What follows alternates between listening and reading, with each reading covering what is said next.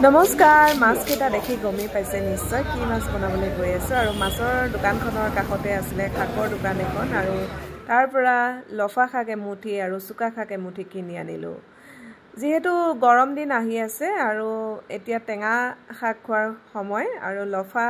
চুকা শাকৰ কম্বিনেশনটো খুবেই ধুনিয়া হয় বজাৰত আছিল ভুট জলকীয়া খোৱাৰ বতৰ নহয় যদিও দেখিলে লুফ লাগে আৰু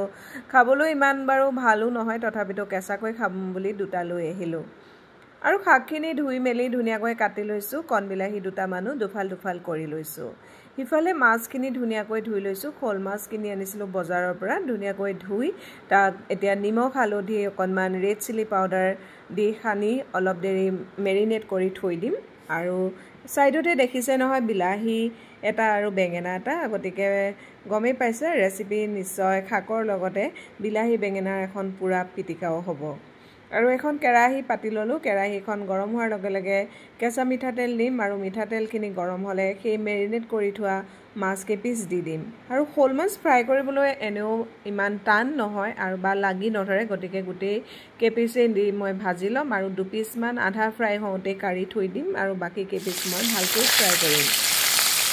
মাছখিনি প্ৰায় হ'বই আধা ফ্ৰাই কৰি কাৰি থৈ দিম আৰু ফ্ৰাই কেপিস ভাতৰ লগত খাব লাগিব গটিকে অকনমান টানকৈ ফ্ৰাই কৰিম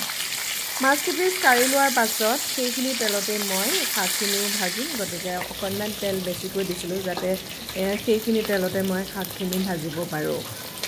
অকনমান মাছ ফ্ৰাই কৰিবলৈ তেল বেছি লাগি নহয় জানো সেই কাৰণে অকনমান বেছি দিছিলো আৰু এই বাকি থকা তেলখিনিতে মই পাঁচফোৰণ আৰু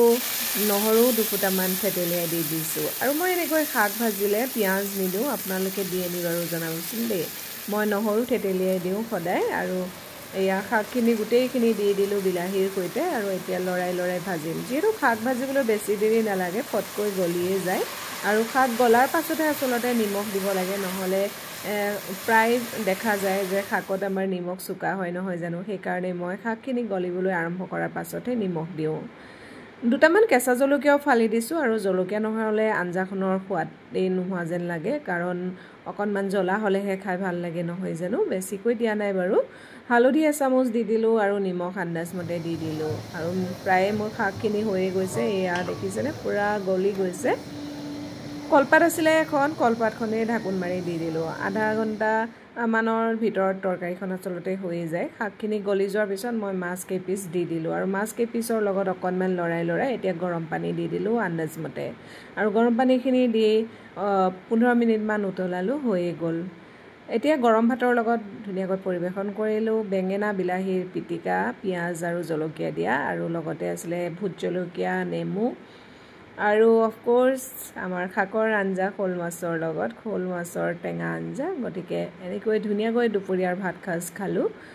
বাৰু আপোনালোকে এনেকৈ খাই নাই জনাবচোন দেই আজিলৈ আহো বাই বাই